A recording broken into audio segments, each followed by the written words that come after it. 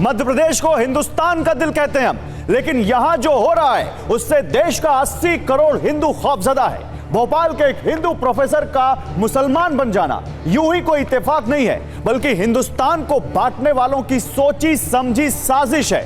इस साजिश ये कि देश के हिंदुओं को पहले मुसलमान बनाओ और फिर उन्हें आतंकी ट्रेनिंग देकर बड़ा हमला करवाओ, यानी सीधे तौर पर कहें तो हिंदुओं को हिंदुओं के खिलाफ ही खड़ा कर दो, ताकि भारत में एंटी हिंदू एजेंडा और मजबूत हो सके। और सबसे गौर करने वाली बात यह है कि कैसे जाकिर नाइक से प्रेरणा लेकर, एक ऐसे शख्स से जिसके ऊपर इंडिया में बैन है, जिसके ऊपर ईडी से लेकर एनआईए तक ने वहां पर मुकदमा दर्ज कर रखा है, जो फरार है, जिसकी तलाश की जा रही है, जिसको भारत लाने की कोशिशें की जा रही हैं, उससे प्रेरित होकर आरएसएस की शाखा में शामिल होने वाला शख्स मुसलमान बन जाता है, इस्लाम धारण कर लेता है। आज इस पर बात करेंगे, क्या यह धर्म परिवर्तन की फैक्ट्री हिंदुस्तान के खिलाफ एक बहुत बड़ी साजिश है? इस पर हमारे साथ बेहद खास मेहमान होंगे। हम बताएंगे आपको कि मेरे साथ इस पैनल में कौन कौन है, और मेरे साथ वो शख्स भी होंगे जिसके बेटे ने, जिसका नाम सौरभ है और जो सलीम बन गया, जिसने अपनी पत्नी का भी धर्म परिवर्तन करवा दिया, अपने बच्चों का भी धर्म परिवर्तन करवा दिया, और न केवल धर्म परिवर्तन करवा दिया बल्कि वो इस देश के खिलाफ साजिशें रचने लग गया। उनका सबसे बड़ा वो कारिंदा बन गया। उनके पिताजी से भी बात करेंगे, लेकिन पहले मध्य प्रदेश में जो हो रहा है वो वाकई चिंताजनक है। आप ये दो तस्वीरें देखिए, आपको ये दो तस्वीरें जरूर देखनी चाहिए। एक तरफ सौरभ धर्मांतरण के बाद सलीम बन गया, तो वही दूसरी तस्वीर में सिमी आतंकी अब्दुल रकीब कुरैशी के घर खंडवा में कोलकाता से एनआईए की टीम छापेमारी के लिए पहुंची है। अब्दुल जनवरी में गिरफ्तार हुआ था। अब्दुल आईएस के आतंकवादी मॉड्यूल का मुखिया है, तो वही सलीम एचयूटी का भारत में एजेंडा सेट करता था। इन दोनों तस्वीरों का मकसद एक है कि कैसे भारत में बड़ी आतंकी वारदात की साजिश रची जा रही है। आइए आपको जल्दी से बिग वॉल पर दिखाते हैं, आपको ये पूरी इंफॉर्मेशन देते हैं, बताते हैं कि सौरभ कैसे सलीम बन गया, फिर आगे बढ़ते हैं शो में। लाइए जरा पीसीआर बिग वॉल पर, आपको दिखाते हैं कैसे ये पूरा सीक्वेंस आगे बढ़ता है, कैसे सौरभ को सलीम बनाया जाता है, कैसे उसके घर परिवार के, कैसे उसके बीवी बच्चों तक का धर्म परिवर्तन करवा दिया जाता है। ध्यान से देखिएगा, आराम से बताऊंगा, सही से बताऊंगा और आपको समझ में आएगी पूरी कहानी। सौरभ से सलीम बनने की पूरी कहानी आप देखिए। 2010-11 से शुरुआत होती है इसकी। जाकिर का एक आदमी भोपाल आता है, जरा इसको क्लोज कर करके दिखाएंगे पीछे, इसको और थोड़ा क्लोज करेंगे, एक एक लाइन हम दिखाएंगे। जाकिर का आदमी भोपाल आया 2010-11 में। जाकिर नाइक का एक शख्स भोपाल आता है और उसके बाद जाकिर के संपर्क में छिंदवाड़ा का कलाम था। आप इस पूरे सीक्वेंस को देखिएगा। जाकिर का आदमी भोपाल आया, जाकिर के संपर्क में छिंदवाड़ा का कलाम था। डॉक्टर कलाम और सौरभ भोपाल के एक कॉलेज में प्रोफेसर थे, यानी ये कलाम और सौरभ एक कॉलेज में साथ पढ़ाते थे, एक प्रोफेसर था सौरभ। उसके बाद क्या होता है, कलाम ने सौरभ का ब्रेन वॉश किया। और ब्रेन वॉश कैसे किया? डॉक्टर जाकिर नाइक, डॉक्टर सौरभ को ये डॉक्टर कलाम जाकिर नाइक के वीडियोस दिखाता था, उसके जो प्रीचेस हैं वो सुनाता था उसको। उसके बाद क्या हुआ, उसके बाद कलाम के कहने पर सौरभ जाकिर नाइक से मिलता है और यहीं पर पूरा खेल होता है। आप देखिए ये पूरा सीक्वेंस, पहले डॉक्टर कलाम, फिर सौरभ को डॉक्टर कलाम जाकिर नाइक के वीडियो दिखाता था और फिर कलाम के कहने पर सौरभ जाकिर नाइक से मिला। और उसके बाद देखिए, उसके बाद आपको दिखाते हैं जाकिर नाइक से मिलने के बाद, जाकिर नाइक से मिलने के बाद सौरभ सलीम बन गया। जाकिर नाइक ने ऐसा क्या पढ़ाया सौरभ को कि सौरभ सलीम बन गया। सौरभ न केवल सलीम बन गया, सौरभ ने अपनी वाइफ का भी धर्म परिवर्तन करवा दिया, अपने बच्चों तक के नाम बदल दिए उसने, वो भी धर्म परिवर्तन करके इस्लाम कबूल कर चुके हैं, वो भी मुस्लिम बन गए। और सौरभ के सलीम बनने तक ही बात नहीं रुकती है।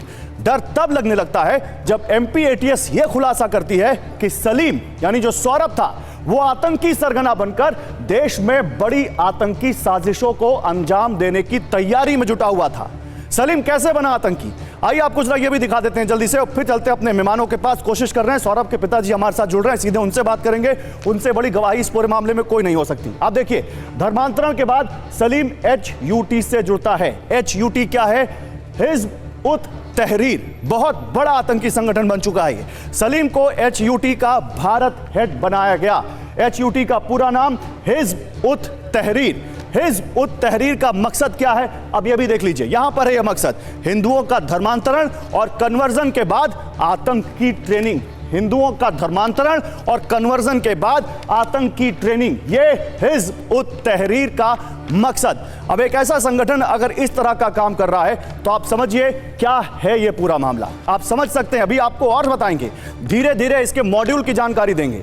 आपके लिए जानना जरूरी है कि HUT क्या है, इसका मॉड्यूल कैसा है, हिज़्ब उत तहरीर क्या है। आप देखिए जरा बिग वॉल पर आपको भी दिखा देते हैं। हिज़्ब उत तहरीर, जिससे सौरभ जुड़ा, सलीम बना और फिर वो आतंक का वहां पर आका बन गया। आतंकी संगठन है हिज़्ब उत तहरीर। 50 देशों में हिज़्ब उत तहरीर का नेटवर्क है। 50 देशों में 10 लाख से ज्यादा इसके मेंबर हैं। हो सकता है आपने नाम भी ना सुना हो उसका, लेकिन 50 देशों में नेटवर्क है और 10 लाख से ज्यादा इसके मेंबर हैं। इराक और सीरिया तक में यह संगठन सक्रिय है। 20 देशों में इस पर बैन लग चुका है, 20 देशों में। और मकसद क्या है इस संगठन का? मकसद है शरिया राज कायम करना। यह हिज़्ब उत तहरीर का मकसद बताया जा रहा है और यह सौरभ इसी से जुड़ा हुआ था। क्या धर्मांतरण के पीछे असली साजिश देश में आतंकवाद फैलाना है?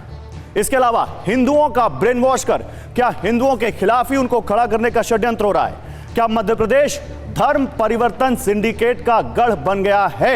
आइए चलिए इस पर बात करते हैं और तह तक जाने की कोशिश करते हैं इस मामले की। डॉक्टर अशोक जैन, सलीम के पिता या सौरभ के पिता, क्या कहें डॉक्टर अशोक जैन? आपको आपसे ही शुरुआत करते हैं, बताइए, आप ही बताइए क्या कहें आपको।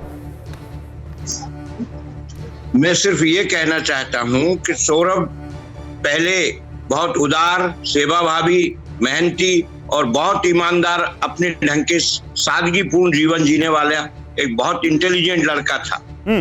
एम फार्मा करने के बाद, PhD करने के बाद टेक्नोट्रेक कॉलेज में वो प्रोफेसर हुआ और उसकी पहले से ही दूसरे कॉलेज में डॉक्टर कमाल है, आप कलाम बोल रहे हैं, कमाल है वो। ओके।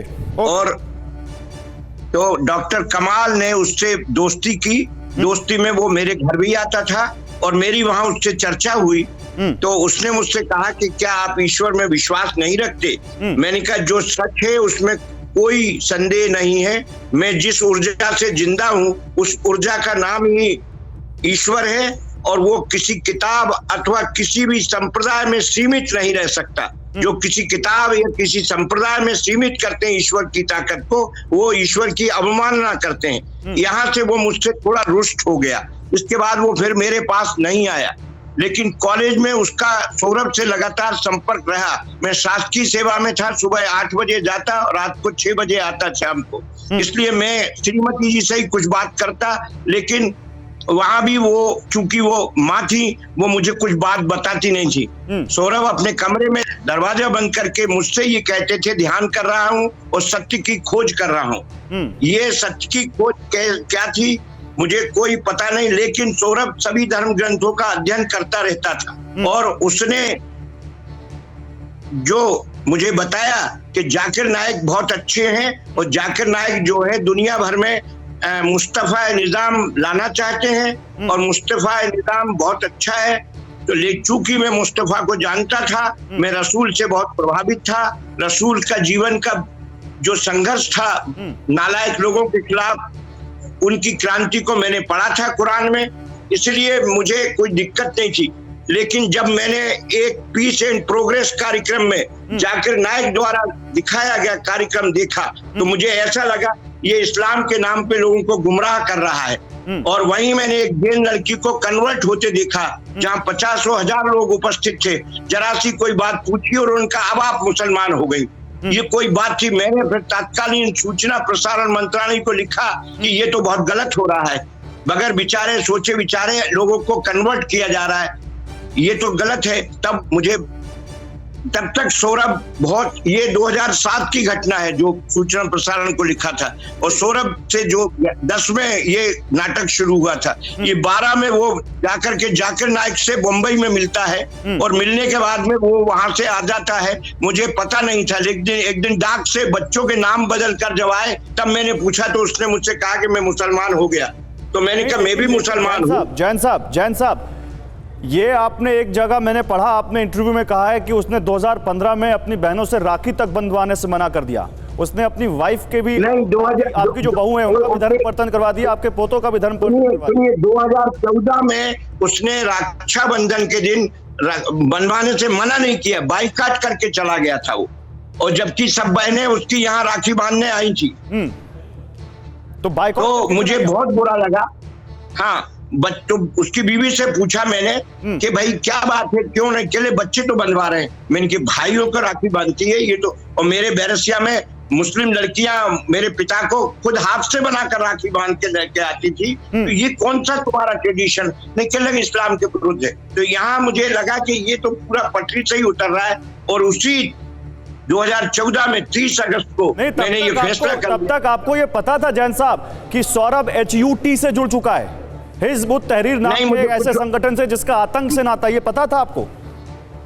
प्रिय एंकर महोदय, मुझे अभी भी उसका सही नाम नहीं ले सकता मैं, और मुझे 12 तारीख को मुझे कुछ मित्रों ने बताया कि ऐसा ऐसा आया है, तो मैं जो करेगा सो भरेगा। नहीं, लेकिन मध्य प्रदेश ATS ने जो खुलासा किया जैन साहब, वो बहुत चौंकाने वाला है। आपका बेटा जो सनातन धर्म से था, उसने इस्लाम कबूल लिया, और इस्लाम कबूलने के बाद वो एक ऐसे संगठन से जुड़ गया जो आतंक फैलाना चाहता है इस देश में। मैं ऐसा नहीं मानता। देश में बहुत सारे संगठन हैं जो अलगाववाद, आतंकवाद और अराष्ट्रीय कार्यक्रम कर रहे हैं। उसमें से एक ये भी हो सकता है, और ये देश के खिलाफ जो भी है एक अंतर्राष्ट्रीय साजिश है। और इसमें मुझे सबसे बड़ी तकलीफ तो ये होती है कि इस्लाम का गलत रूप पेश किया जाता है, और इसमें भोले वाले सीधे साधे मुसलमान जो आज जिन जद्दोजहद कर रहे हैं वो भी बदनाम होते हैं। तो ये कुल मिलाकर सौरभ का एक इस्तेमाल हुआ है। और सौरभ, मैं वही पूछ रहा हूं आपसे जैन साहब। मेरे साथ इस्लामिक स्कॉलर्स भी हैं, हिंदू धर्मगुरु भी हैं, उनसे मैं आपकी ही बात उन तक रखूंगा, लेकिन मैं वही पूछ रहा हूं कि क्या आपको लगता है कि सौरभ जैसे सनातन धर्म के जो बच्चे हैं, सनातन धर्म के युवक हैं, उनको बरगलाकर उनका इस्तेमाल देश के खिलाफ ही किया जा रहा है? मैं एक बात फिर कह रहा हूं, सनातन धर्म मूल रूप से नैतिक मूल्य को कहते हैं, और वो हर धर्म संप्रदाय के प्राण हैं, इसलिए उनको अलग करके नहीं देखा जा सकता। हर धर्म के, इस्लाम में भी वही बातें हैं। सनातन धर्म के बारे में गलत सोचा जाता है, और हिंदुत्व के बारे में भी गलत परिभाषा है। हिंदुत्व एक बहुविध संस्कृति। आपने कहा ना कि मेरे बेटे का गलत इस्तेमाल किया गया, ये क्यों कहा आपने? हाँ, गलत इस्तेमाल ये कि वो तो उदार था बहुत, और उसको बना करके फिर जो आज जो रूप आ रहा है वो गलत इस्तेमाल तो हो ही रहा है। वो मैं आज भी इस बात को मानने तैयार नहीं हूँ। वो एक इस्लाम का विद्वान। आप ये कह रहे हैं इसके पीछे जाकिर नाइक का हाथ है, जाकिर नाइक से प्रभावित होकर उसने रास्ता हाथ नहीं कह रहा हूँ मैं, हाथ नहीं कह रहा हूँ। जाकिर नाइक तो पता नहीं कहाँ है। अगर उसमें दम होती तो वो देश के संविधान के अनुसार कोर्ट का मुकाबला करता, और अगर वो सही है तो अल्लाह उसकी मदद करता। क्यों भागता है वो? प्रभावित हुआ, आप ये कह रहे हैं जाकिर नाइक के उपदेशों से प्रभावित हुआ वो? हाँ, उपदेशों से। और वहां जो जाने के बाद में ये जो आप कह रहे हैं अभी कि वो ऐसी गतिविधि, मैं आज भी उसे, सौरभ को, जाकिर नाइक की विचारधारा का विद्वान मानता हूँ, और वो प्रचारक था। अपने लोगों को भी सही इस्लाम की परिभाषा बताता था, अपने मुसलमानों साथियों को भी, और हिंदुओं को भी। मैं जैसा लग रहा है आपके बकैतों से भी जो आ रहा है, हो सकता है कन्वर्जन करता है, क्योंकि उसके साथ भी 5 लोग बदले थे जिनके टेलीफोन नंबर। जान साहब, आपने बड़ी यहाँ पर लकीर खींच दी कि कैसे जाकिर नाइक से प्रभावित होकर एक शख्स कैसे धर्म परिवर्तन करवाता है, और आप मान नहीं रहे, लेकिन MP ATS कह रही है कि उस संगठन से जिससे वो जुड़ा है वो एक आतंकी संगठन है, एक आतंकी संगठन जैसा वहां पर वो काम कर रहा है। शास्त्री जी, आपने सुना जैन साहब क्या कह रहे हैं? जैन साहब ये कह रहे हैं कि उनको लगता है कि उनके बच्चे का गलत इस्तेमाल हुआ, और यह धर्म परिवर्तन का पहला मामला नहीं है। धर्म परिवर्तन को लेकर इस देश के कुछ राज्यों ने कानून तक बनाने शुरू कर दिए हैं, लेकिन क्या आपको लगता है कि यह एक मॉडस ऑपरेंडी है सौरभ से सलीम बनने की कहानी? और यह बड़ी क्लियर बताती है कि देश में कैसे भोले भाले युवकों को बरगलाया जा रहा है, हिंदू से मुस्लिम बनवाया जा रहा है, और फिर उनको कैसे उनका ब्रेन वॉश करके कहां लेके जाया जा रहा है। देखिए गौरव जी, यह बहुत चिंता का विषय है, और यह सारा खेल आज से नहीं चल रहा है। मैं गैर शासकीय मान्यता प्राप्त जो मदरसे हैं, यह तो एक आप सौरभ की बात कर रहे हैं, जाकिर की बात कर रहे हैं, वहाँ यही काम सारा चल रहा है। जो सरकारी मान्यता प्राप्त मदरसे में उनकी बात नहीं कर रहा, इस प्रकार के बहुत सारे मदरसे हैं जो देश में चल रहे हैं, और वहां पर जितने भी मौलवी वहां जो मौलाना रहते हैं उनका यही काम है और इसी के उनको पैसे बाकायदा मिलते हैं। इसका कई जो है प्रमाण हैं और इस प्रकार के वहां जब वो पकड़े गए नहीं, लेकिन आपने तो और बड़ी लकीर की थी। आपने गैर मान्यता प्राप्त मदरसों को ले आया आप इसमें बीच में। देश के विरोधी थे आप, गैर मान्यता प्राप्त मदरसों को ले आए इसमें। मुमताज रिजवी साहब, शास्त्री साहब जो कह रहे हैं इसको कैसे देखते हैं आप? नहीं, ये देखिए बात क्या हो रही है और ये मदरसे में पहुंच गए। सवाल ये है कि अगर जो अभी जैन साहब ने कहा उस पर हमें कंसंट्रेट करना चाहिए कि अगर आतंकवादी बनाया जा रहा है तो सबको मिलके मुकाबला करना चाहिए और जो हमारी सरकार है और जो एजेंसियां हैं उनको चाहिए कि एक मिनट अरे अभी नहीं शास्त्री जी अभी नहीं शास्त्री जी अभी नहीं एक मिनट रुक जाइए। आतंकवाद के जो ठिकाने शास्त्री जी अभी नहीं 1-to-1 हो जाने दीजिए। तो बंद कीजिए ना, आपकी सरकार बंद करवाइए। तब तक क्यों नहीं बंद करवाते? सुधार होगा नहीं। इतनी बार तो जांच हो चुकी है। कानून अटल बिहारी वाजपेयी जब सरकार थी तब मदरसों की जांच हुई। अभी भी आपकी 9 साल की मोदी जी की सरकार है, जांच कीजिए ना। चाहिए अभी बहस नहीं, अभी 1-to-1 अभी नहीं। शास्त्री जी अभी नहीं। कौन कह रहा है कि चले? और इस आप बंद कर दीजिए ना। आसाम में बंद कर दिया, आसाम में तो सरकारी मदरसे ही बंद कर रहे हैं। बंद कर दीजिए, कोई न्यायिक बात नहीं है। बंद कर दीजिए ना, आप बंद कीजिए। आप बहुत जल्दी बंद हो जाएंगे। करते हैं तो आप चिल्लाते हो। कौन जब उत्तर प्रदेश में नहीं। सरकार ने मदरसों को चेक करने के लिए टीम गठित कौन की, चिल्लाया? तो हल्ला मचाने लगे। कोई नहीं चिल्लाया, कोई नहीं चिल्लाया। निकला क्या? निकला क्या बताइए? एक मिनट कौन सी समझ नहीं अरे आती? सर रावत साहब अभी तो मैं आपके पास आया नहीं। एक एक करके मुझे ये बताइए, क्या आपको लगता है कि जो सौरभ को सलीम बनाने की कहानी है ये सही है, ये जायज है? नहीं, बिल्कुल जायज नहीं है। हाँ। लेकिन हिंदुस्तान में देखिए इस बात का एक मिनट जायज नहीं है तो आप मानते हैं गलत हुआ और वहां पर ये सलीम बनाने का जो लोग भी इसके पीछे हैं उनके खिलाफ एक्शन होना चाहिए और ये नहीं होना चाहिए? नहीं, बिल्कुल। अगर आतंकवादी उनको बनाया गया है और ये कोई साजिश है तो बिल्कुल सजा होनी चाहिए। मैं जाकिर नायक का बिल्कुल हामी हूं और ना उनके नजरिए का आप ये बताइए मानता हूं। इंटरनेशनल बिल्कुल ओके अब मैं पंकज चतुर्वेदी के पास जाऊंगा, बीजेपी से हमारा होल्ड ऑन अपनी बात बोलिए। अरे रुकिए 1 by 1। अरे फिर मुझे दूसरे फिर बाहर जाना पड़ेगा, फिर मैं बाहर वाले केस के पास जाऊंगा। रुकिए एक मिनट शास्त्री साहब रुकिए। पंकज चतुर्वेदी, आप बीजेपी से हैं, बीजेपी की सरकार है, बताइए क्या ये सरकार का फेलियर नहीं है? एक संगठन जाकिर नाइक से जुड़ा हुआ संगठन, एक संगठन जो यहां पर लोगों को इस तरह से लगातार ब्रेन वॉश कर रहा है और आपकी सरकार को कुछ पता भी नहीं चल रहा। देखिए गौरव जी, इनको पकड़ा किसने? मध्य प्रदेश पुलिस की एंटी टेररिस्ट स्क्वाड ने, एटीएस ने, और हमने इनको पनपने नहीं। सर 2023 में पकड़ा है और जैन साहब की बात सुनिए, 2011-12 से शुरू हो चुका है ये। एक मिनट सर रुकिए, 2011-12 से शुरू हो चुका है, 2023 में पकड़ पाए आप, बताइए। गौरव जी उत्तर तो ले लीजिए। गौरव जी, विधिवत धर्मांतरण का एक कानून है पूरे देश में, मध्य प्रदेश में, पर इस प्रकार के षड्यंत्र पूर्वक धर्मांतरण जिसको लेकर केरल स्टोरी पिक्चर भी बनी है जो आतंकवाद तक जा रही है, जिस धर्मांतरण के तार षड्यंत्र पूर्वक धर्मांतरण से जुड़े हैं और जो आतंकवाद की ओर जा रहे हैं, जाकिर नाइक कौन आतंकवादी है? क्यों दम है जो जैन साहब ने कहा सलीम के पिताजी ने, तो आए सामने आकर सामना करे। हमारा बोलना सिर्फ इतना था कि इस मध्य प्रदेश में भारतीय जनता पार्टी की सरकार ने सिमी के नेटवर्क को खत्म किया, बांग्लादेशी आतंकियों का नेटवर्क खत्म किया और अभी इनको पनपने से पहले पकड़ लिया। किसने पकड़ा? पुलिस ने पकड़ा। और 5 लोग।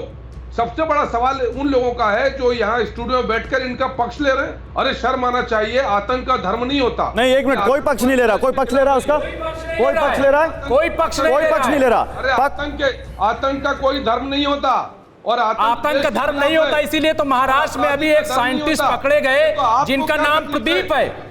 नहीं, अरे पीरजादा, एक मिनट मुमताज साहब अभी बारी नहीं आई, अभी आप बोलिएगा, अभी बहुत लोग हैं। ओके, लेकिन पंकज चतुर्वेदी एक मिनट पंकज चतुर्वेदी जल्दी से एक सवाल का जवाब दीजिए, फिर मैं जा रहा हूं दूसरे मेहमानों के पास। पंकज चतुर्वेदी अभी यहां आगे, एक मिनट पंकज चतुर्वेदी, तो ये माने कि मध्य प्रदेश में ये फैक्ट्रियां बहुत ब्रेन वॉश करके लोगों को इस्लाम धर्म परिवर्तन कराने की जो ये मामले हैं ये मध्य प्रदेश में बहुत ज्यादा आ रहे हैं, ऐसा क्यों?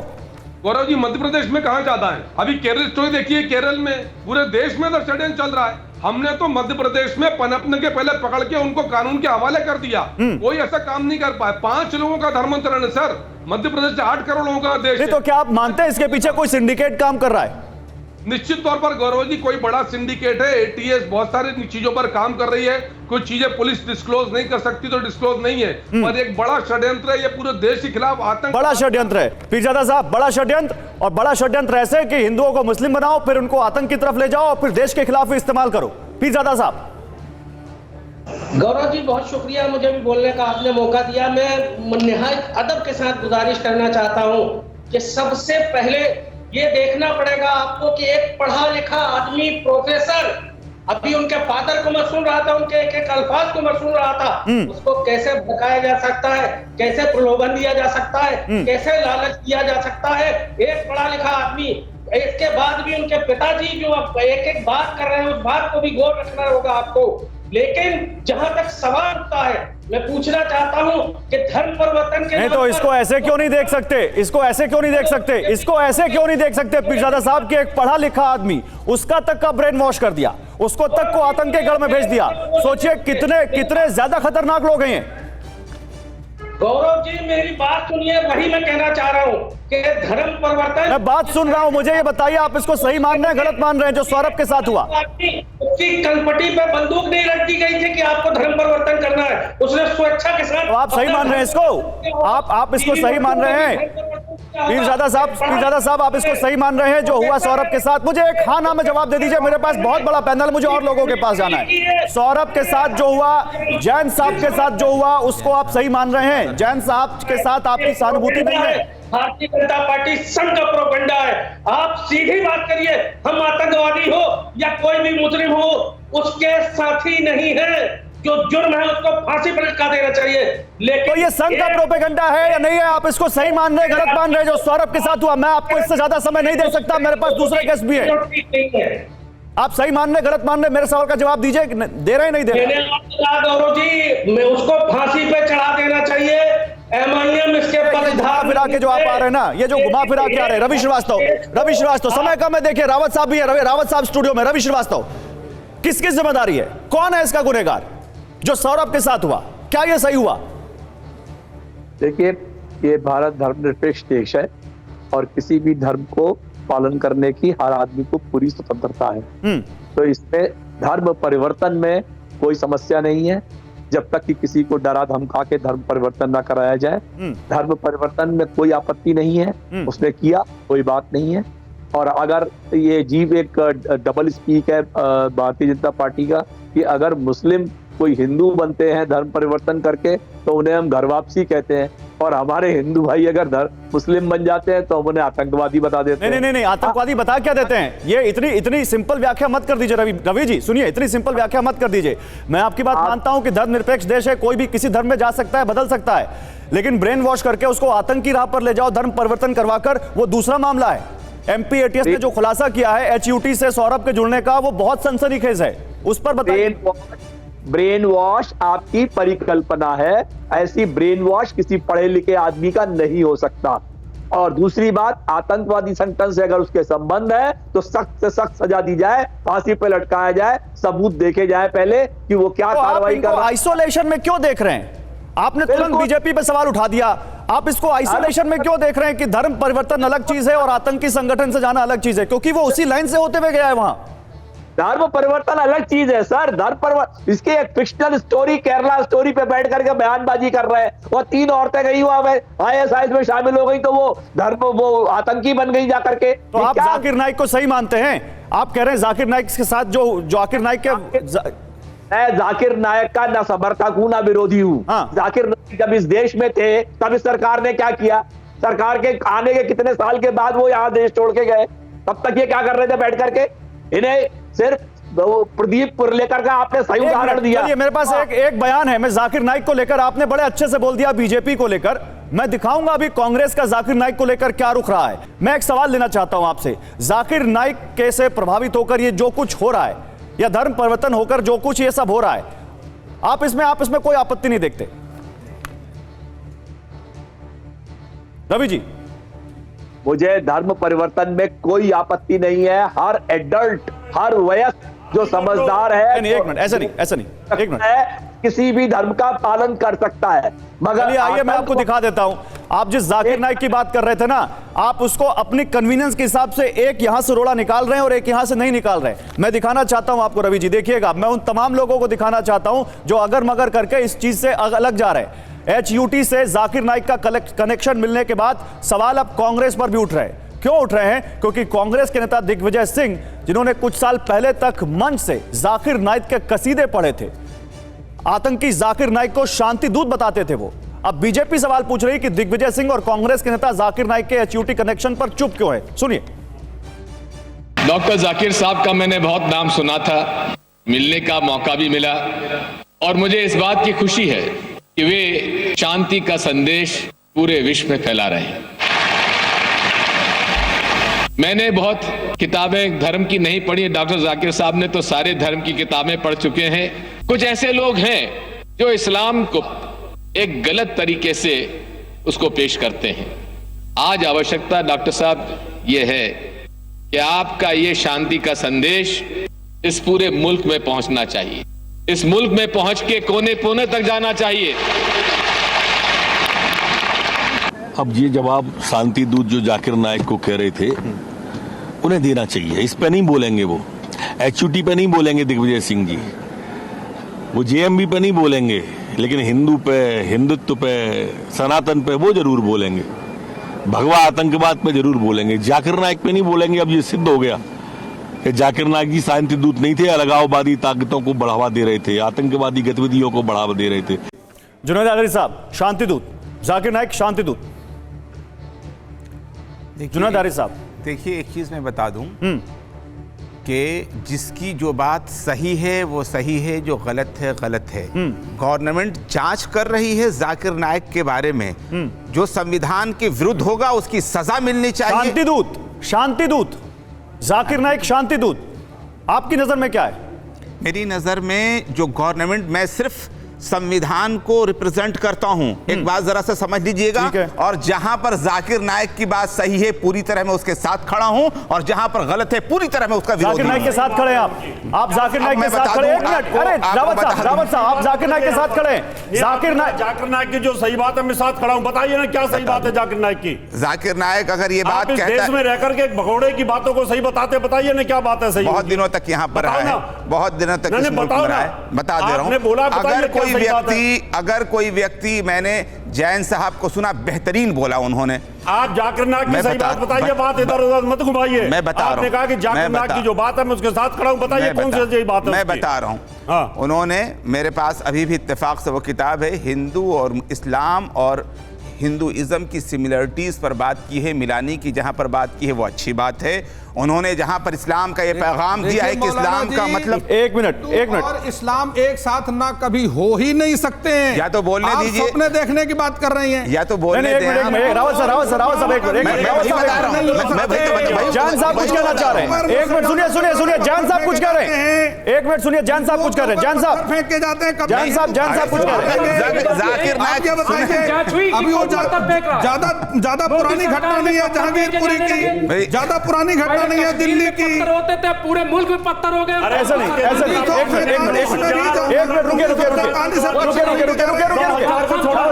रुकिए, अब कश्मीर चले गए, अब कश्मीर में बहस करेंगे।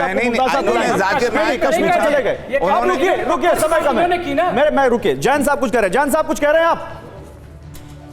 जी, मैं यही कहना चाहता हूं कि जहां भी खराबी है उन फोड़ों को सिर्फ इसलिए नहीं बचाना चाहिए कि वो मुझसे जुड़े हैं, मेरे मजहब से जुड़े हैं, मेरे मदरसों से जुड़े हैं। जहां भी खराबी है उसको सही समय पे ट्रीटमेंट होना चाहिए, प्यार से, सहकार से, इतबार से। रेफरेंस में कह रहे हैं आप, जाकिर नाइक के रेफरेंस में कह रहे हैं सर्जरिकल ऑपरेशन होना चाहिए। जाकिर नाइक अच्छा है या बुरा, मैं इतना कहना चाहता हूं, उसमें अगर दम है तो भारत में आके भारतीय संविधान के हिसाब से अदालत का मुकाबला करे। क्यों नहीं करता, क्यों डरता है? इसका मतलब सीधी बात है, उसकी दाढ़ी में तिनका है। वो जो है पॉलिटिकल एम्बेसिड है, वो अपने इस्लाम को अपने दम पे ढालता है। इस्लाम में साफ कहा है धरती चलती है, समर्थन और वो कहता है धरती जो है शुतुरमुर्ग के अंदर। आप तो कह रहे हैं आप उनके साथ हैं, आप तो कह रहे हैं आप उनके साथ हैं। अभी आप कह रहे थे जैन साहब ने अच्छा बोला, अब जैन साहब कह रहे हैं कि जाकिर नाइक भगोड़ा। और मैं आपको बताता हूं देश के संविधान के मुताबिक, सुनिए जुनैद साहब सुनिए, देश के संविधान के मुताबिक जो हमारी एजेंसीज काम करती हैं, कानून के तहत जो काम करती हैं, उसमें प्रवर्तन निदेशालय, नेशनल इन्वेस्टिगेशन एजेंसी, इन्होंने उसके खिलाफ मुकदमे दर्ज कर रखे हैं, उसको वांटेड घोषित कर रखा है। तो आप अपनी एजेंसी के साथ खड़े होंगे, आप देश के कानून के साथ खड़े होंगे, या आप जाकिर नाइक को अगर मगर करके बचाएंगे? 100% अपनी एजेंसी के साथ हैं, 100% अपनी गवर्नमेंट के साथ हैं, और हम चाहते हैं कि जाकिर नाइक को सजा दी जाए उसकी जुर्म की बदौलत, और बुलाया जाए उसको, और किसी तरह भी लाया जाए, और मुल्कों से रिलेशन खत्म कर दिया जाए जहां पर जाकिर नाइक को शरण दिया जा रहा है। करके भागा हुआ इतने सालों से, आज तक आपने जाकिर नाइक के खिलाफ कोई कार्रवाई की? कोई कानूनी कार्रवाई? कानून कार्रवाई करेगा या हम कार्रवाई करेंगे? आप कहते कुछ और है, बोलते कुछ और है। कानून कार्रवाई करेगा, लेकिन आपने कोई आंदोलन किया? देखिए, आपने कोई सरकार से मांग की? कोई आपने FIR कराया? केवल बोलते हैं आप तो कार्रवाई कर रही ना, बुलाए सरकार कार्रवाई कह रहे हैं कि इस्लामिक लोग क्यों नहीं कर रहे हैं? इस्लामिक मौलाना क्यों नहीं कर रहे हैं? यदि इस्लामिक मौलाना मानते हैं कि जाकिर नाइक के ऊपर ओके समय कम है, रुकिए, एक मिनट, रवि जी, शांति दूत जाकिर नाइक, रवि जी। आपकी डिबेट का जो मुद्दा है तो दो अलग अलग मुद्दे हैं, आप उन्हें मिक्स कर रहे हैं। नहीं, मैं आपको इधर नहीं जाने दूंगा। रवि जी, शांति दूत 2016 दिग्विजय सिंह, बाइट है उनकी ऑन रिकॉर्ड, जब वो खड़े थे उस शख्स के ऊपर जिसके ऊपर धर्मांतरण कराने का। एक मिनट रुकिए, शांति दूत, आप सहमत हैं उनसे? अरे भाई एक्स्ट्राडाइट करिए ना, लेके आइए देश में कानून से मुकदमा चलाइए। वो मैं जा रहा हूं पंकज चतुर्वेदी के पास। आप सहमत हैं शांति दूत? वो शांति दूत अरब को सलीम बना रहा है, आप सहमत हैं? उनके ऊपर केस है तो बुला के लाइए ना यहाँ पे। बिल्कुल बुलाना चाहिए। मैं आपसे पूछ रहा हूं, आप जाकिर नाइक को से सहमत हैं? शांति दूत जो कहा दिग्विजय सिंह ने, शांति दूत को पहले शांति फैलाने यहां आना चाहिए। जो शांति के दूत है उन्हें शांति फैलाने यहां आना चाहिए, हिंदुस्तान में आए, यहां आके शांति फैलाए। यहाँ पे जो दो बैठे हुए आपस में दो मुर्गों की लड़ाई हो रही है, उसको बचाए आकर के। शांति दूत का तो ये रोल होता है, शांति फैलाए ना देश के अंदर आकर, भारतवर्ष के अंदर। यहाँ कितनी अशांति फैली हुई है। चतुर्वेदी जल्दी से जवाब दीजिए, आप लोग पकड़ नहीं पा रहे हैं, आप लोग खाली उसको बातें कर रहे हैं, भगोड़ा घोषित है। जवाब दीजिए, शांति दूत कहा था दिग्विजय सिंह ने।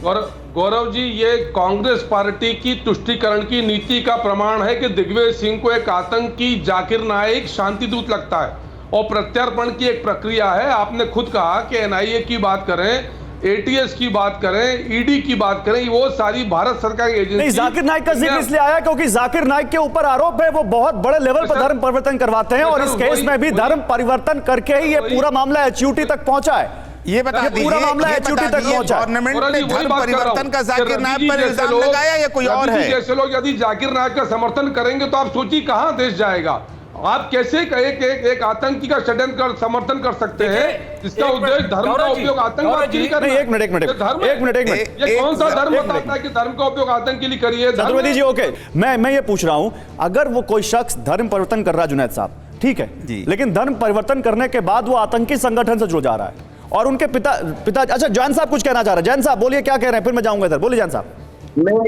मैं एक बात फिर कह रहा हूं, धर्म परिवर्तन नहीं होता, मत परिवर्तन होता है, संप्रदाय परिवर्तन होता है, समाज परिवर्तन होता है। दूसरी बात यह है कि जो जाकिर नाइक का इस्लाम है वो मोहम्मद के सीधे साधे एक सुधारक के इस्लाम से बिल्कुल अलग है, क्योंकि मोहम्मद साहब ने अरब में टूटे हुए अरब को जोड़ दिया, और इन लोगों के इस्लाम ने हिंदुस्तान को तोड़ दिया, मेरे घर को बर्बाद कर दिया। मेरा एक लड़का जो उदार ईमानदार कुछ नहीं करता था, कभी किसी हम तेज बोलते थे तो वो रुकता था, वो लड़का कितना क्रूर हो गया, मुझसे कहता है मक्कार हो तुम, इस्लाम के खिलाफ बोलते हो, मुझे रोना आता है, आप जहन्नुम में रहोगे और मैं जन्नत में रहूंगा। ये विकार किसने भरा है? पुरुषार्थ कहाँ गया? कर्मयोग कहाँ गया? ये लिपापोती करने वाले यहाँ आ जाते हैं। मैं राजनीतिक पार्टियों से कोई आशा नहीं करता, ये समाज का विषय है, समाज नालायकों को सुधारे। बिल्कुल, हरीश साहब आप बताइए, हरीश साहब आप बताइए। पूरी तरह से जिसके घर को तोड़ दिया गया उसके घर के दुख से आप उसके साथ खड़े हैं कि नहीं खड़े? मैं पूरी तरह से जैन साहब के साथ खड़ा हूं और मैं पूरी तरह से इस बात को समर्थन कर रहा हूं कि प्रॉफिट मोहम्मद का इस्लाम चलेगा, किसी और का इस्लाम नहीं चल सकता। नहीं चलेगा तो फिर वो जो लोग लोगों को इस्लाम में ले जाकर आतंक के रास्ते पर ले जा रहे हैं। खुद कह रहा हूं कि इस्लाम अगर किसी एक चीज का विरोधी 20 है देशों में बैन संगठन से जोड़ दे रहे हैं। मुसलमान होने का मतलब, जैन साहब समय खत्म हो चुका है, 20 सेकंड आपके पास।